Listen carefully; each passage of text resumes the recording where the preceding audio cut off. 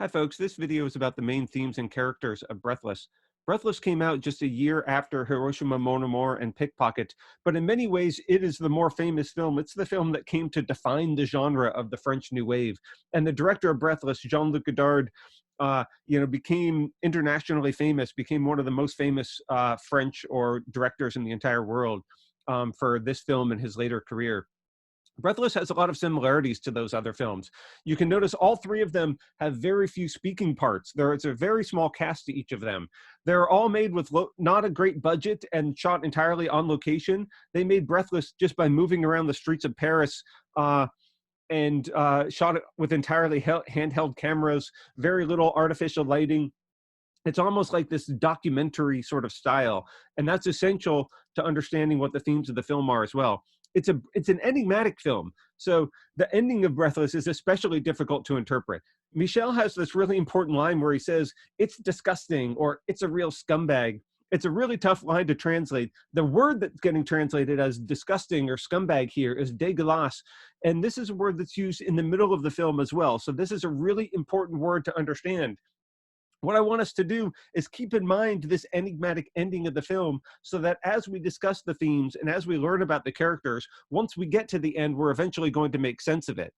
Let me say, if in case you are already too confused, there's several different lines that follow in quick succession, and it's really easy to miss some nuances and differences.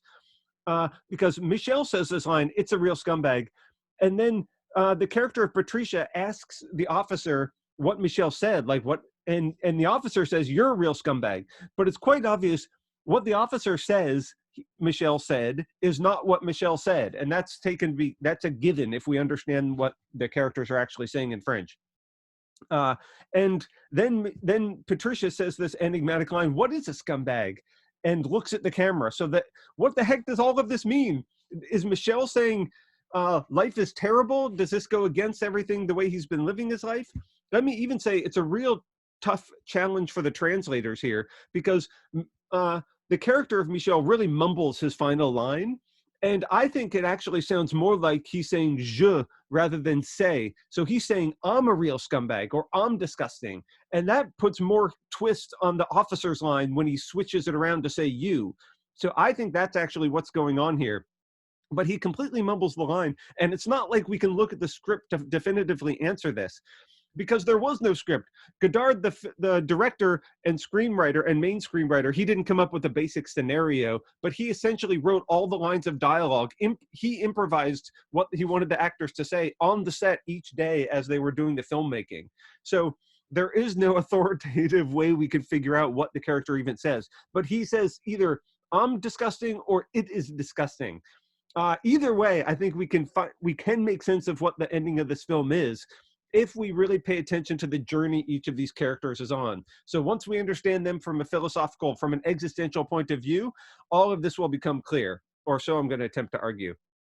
Now let's talk about the main characters because there's three main characters I want to focus on. One is this character of Michel and Patricia, the two that I've already been talking about. And then there's a third character. I mean, the two of them almost dominate the entire film.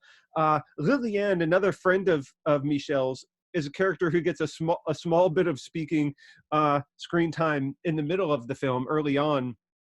And I'll talk about her philosophical situation too. But really, this film is all about the relationship between Michel and Patricia. Some of the other folks that we'll mention, there's an inspector, or there's several detectives that are chasing Michel. There's an editor at the newspaper who works with Patricia, and they have some conversations together. Antonio, so Michel has some buddies in the underworld like Antonio.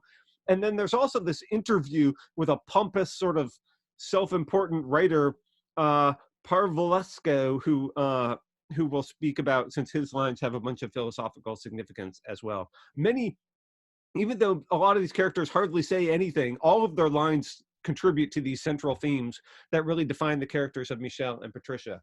Of course, before we even hear a line of dialogue, we get the title of the film. And in every film, you should always ask yourself, what does this title say? There's usually titles are chosen because they have double or triple meanings. And this Breathless is a case in point. I think we can learn a lot about what's going on in the film by just contemplating the meaning of its title. After all, the main character, Michel, runs through life breathlessly, as if he just hurries from one endeavor to another, not really well thought out. He is always in a rush. He is dashing from one action sequence to another. Additionally, Breathless, he emits his last breath in the film, which I think actually is like a last puff of cigarette smoke. I mean, we can actually see him become breathless, him losing his breath. So it's foreshadowing. The title is also foreshadowing his death. So the film really centralizes.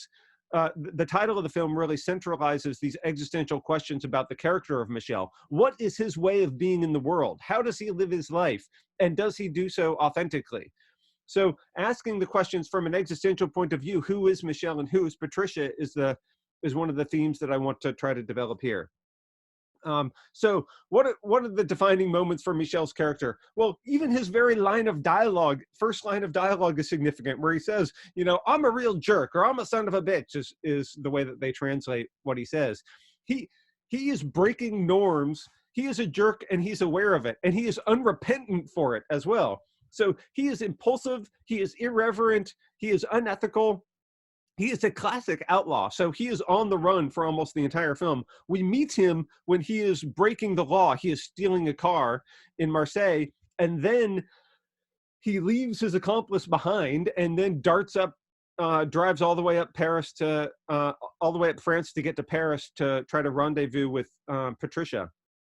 So he is somebody who follows his own whims. He is a complete egoist and cares about himself. And he cares about style as well, because that style then reflects on himself.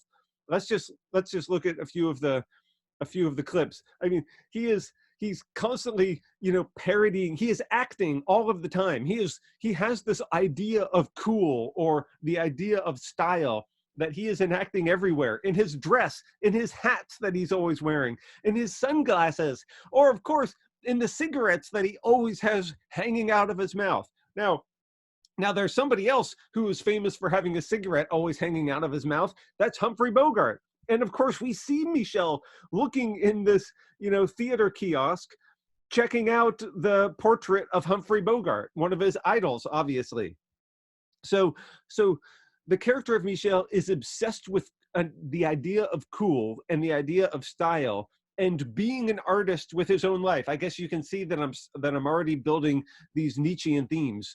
That I think really Michel is an incredibly Nietzschean character, and the way in which he creates his own life and tries to create his own way of being in the world. Now, you might say, well, there's a bit problematic to this, because he's also sort of parasitic on these stylistic influences, like he's parroting Bogart and other Hollywood icons. I think that's right. And I think there's ways in which we can maybe criticize his character for failing to live up to the type of originality that Nietzsche would have wanted. But at the same time, Nietzsche was quite aware that nobody creates a style or an artwork out of a void. Everybody takes in new influences and then tries to do something creatively with it. So whether or not we think Michel is really successful, I think is a great thing to question. But this is clearly what he is doing with his life, in my opinion. Let's just look at some other evidence. I mean, after he steals the first car and he's zooming through life, Nietzsche has this line, live dangerously. Well, Michel is like flying down the highway, passing cars into oncoming traffic with a handgun in his hand. If this isn't living dangerously, I don't know what is. And he has this line that could have just been in Nietzsche if Nietzsche actually would have owned an automobile. Never brake is kind of Michel's motto, and that's an incredibly Nietzschean thing. Now he is also a person who lives in a way beyond good and evil. He transcends not just legal norms. He's breaking the law constantly. He's just running from one petty crime to another. But he even steals from his friends. How low is that? So in many ways, Michel is a reprehensible character. He is unethical. And I mean, this is the sort of classic tension with anti-heroes in cinema, is he is presented as an incredibly charismatic character. And just the mere fact that the camera follows him from one scene to another, he gets so much screen time. The person cast in the role is a young, good-looking guy. So it's very easy for audiences to sympathize with this character and for audiences to identify with this character. But at the same time, I think we need to stop back and realize the guy is a jerk at the same time. he's constantly saying sexist things and demeaning the women around him. He goes to his friend's apartment, Lily Ann's, and asks her for money. She even says she'll give him money, and instead he says no, like as if he's not going to, be indebted to her in a Dmitry Karamazovian way. But then he steals the money from her. So, I mean, what kind of person steals money from their friends? So there's ways in which he is very charismatic and likable, or that the audience is invited to identify with him. But I think if we're reflective about this, we should be deeply skeptical and critical of his character at the exact same time. And this duality, I think, really typifies Nietzsche's heroes, because being an egoist can be admirable on the one hand, but it can also be really frightening and really problematic on the other hand. And Nietzsche embraces this tension, and I think the character of Michel lives this tension, and the film really shows us this tension and the way in which it depicts his character. Okay, now let's talk about Patricia. So I've said many things about the character of Michel. I think Patricia is in many ways the opposite of Michel. She is the flip side. So she is somebody who is confused and fearful. She does not just dash through life breathlessly, but she is always apprehensive, and she doesn't know what she wants to do with her life. She's confused about her own identity. So there's this line where she says that she doesn't even like her name. Whenever a character says that in a deeply existential film, we should invite that as a question about their own identity and their existential situation. She is in a classic sort of despair. She is, in a sense, I think, she is a Kierkegaardian character in need of an ultimate commitment, but Michel is not going to be. Michel is an anti-Kierkegaardian character, so she can't find that kind of life-defining commitment with him. So, for example, she has this idea that she's in need of love and she's in need of freedom, but she's lacking in both. She says, I want our relationship to be like Romeo and Juliet, but it clearly isn't. So, Romeo and Juliet really are a sort of characters who have this life-defining commitment to each other. Maybe they are sort of Kierkegaardian type characters, perhaps, in their unconditional commitments. And so she's somebody who needs an identity, and perhaps a relationship like that would give her an identity and would make her not hate her name anymore. But the film does not endorse this. So I think the film, nowhere does she find a storybook fairy tale conception of love that provides her fulfillment. This is not a modern romantic comedy. Instead, the film is critical about the fairy tale conception of love that Patricia has. And if she's going to be a hero in the film, and maybe that's what, this goes back to the question I started with, how should we read the ending of this film? If she's going to be the hero, it's not by finding her Romeo. It's not by Michel actually becoming that Romeo. That's not what kind of film this is. And in fact, this idea that she has a fairy tale conception of love, or maybe what the film is telling us, is that this kind of Kierkegaardian conception of love, that this is where our existential fulfillment is going to come from, is just a problematic childish fairy tale. Because this is one of the ways in which the film infantilizes the character of Patricia. It has her carry around this teddy bear, this stuffed animal, throughout this bedroom scene and this long conversation between them. I mean, this really is clearly infantilizing her. And I think that really solidifies the interpretation I'm giving you, that her fairy tale conception of love and romance is deeply problematic and is not what this film is going to endorse. So this connects with these other themes, like her talking about fear constantly is connected to her need for love, and how it's actually not even, she's not even sure what she's afraid of. She's saying, I'm afraid. At one point she says, it's because I want you to love me. I think maybe that's true, but actually she experiences fear and angst and unhappiness that she doesn't understand. So she lacks insight and awareness as to what is the cause of her despair. She says things like, I'd like to think about something, but I can't do it. And, I don't even know I don't even know how to find happiness. I don't know what is the source of my unhappiness, or what is the source of my lack of freedom. And I don't know the source of my fear. So I think what the film is doing is it's giving us this sense of unfulfillment that she has. And the problem with being sort of, young and wayward and listless in life, and feeling this unfulfillment is she doesn't even know what she ought to be doing and working at in order to gain fulfillment. So she is in a character of despair who doesn't even yet have a roadmap for taking steps in her life to get out of despair. She really is lost in that sense. And this, and of course, there's many ways in which the character of Michel is lost too, but she is lost and in despair because of it. And he is lost and attempting to to roll with it, to become a free spirit in light of it. So I really read her character as somebody who is existentially in trouble. Here's one of the lines that she has that relates to these themes.